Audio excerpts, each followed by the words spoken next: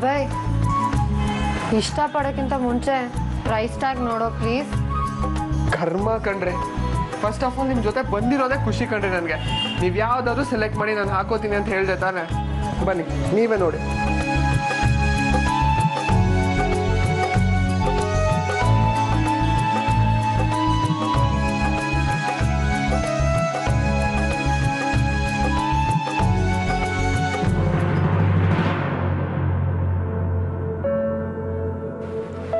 $25,000.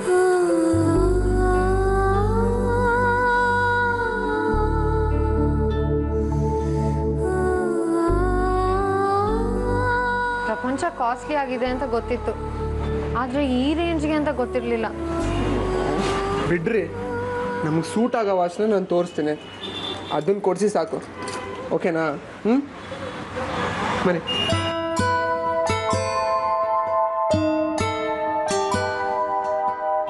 Sir,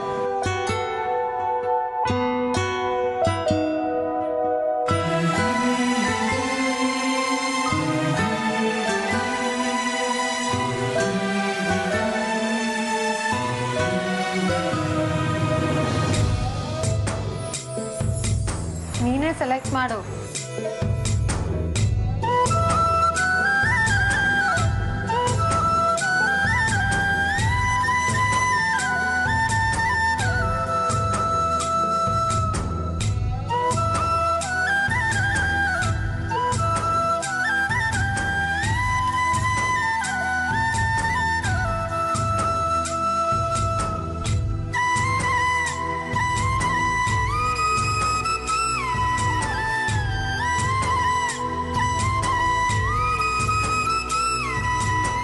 ಈ ವಾಚಿಗೆ ಮುತ್ತು ಕೊಡೋದ್ರ ಬದಲು ಇದನ್ನು ಕೊಡ್ಸಿದ್ದು ಓನರ್ಗೆ ಮುತ್ತು ಕೊಟ್ಟಿದ್ರೆ ಇನ್ನೂ ಸ್ವೀಟ್ ಆಗಿರ್ತಾ ಇತ್ತು ಅಲ್ವೇನ್ರಿ?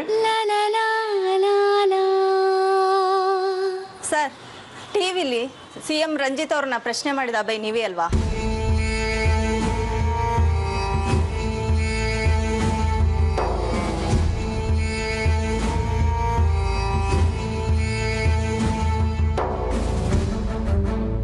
ನೀವು ಹೇಳಿದ ನಿಜಾನೇ ಆಗಿದ್ರೆ ಆ CM ರಂಜಿತ್ ಅವ್ರಿಗೆ ಶಿಕ್ಷೆ ಕೊಡಿಸಿ ಸರ್.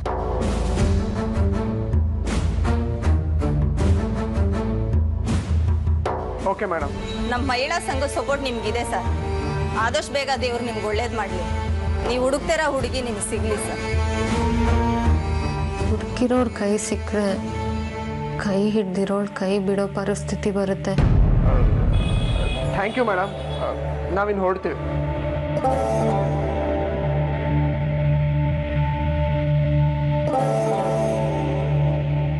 ರೀ ಶಾಲಿನಿ, ಮೊದಲು ನಾನು ಆ ರಂಜಿತ್ ಹುಡುಗಿನ ಹುಡುಕ್ಲೇಬೇಕು.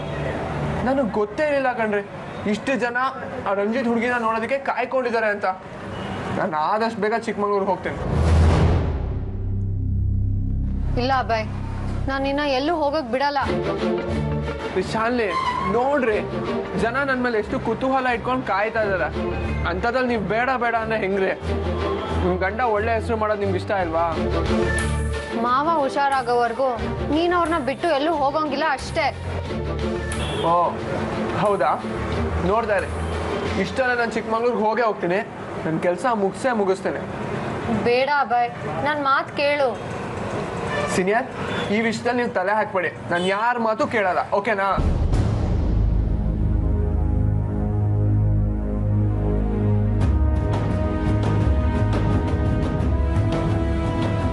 ಸರಿ, ನಿನ್ನಿಷ್ಟ. ನಡಿ, ಮನೆಗೆ ಹೋಗೋಣ.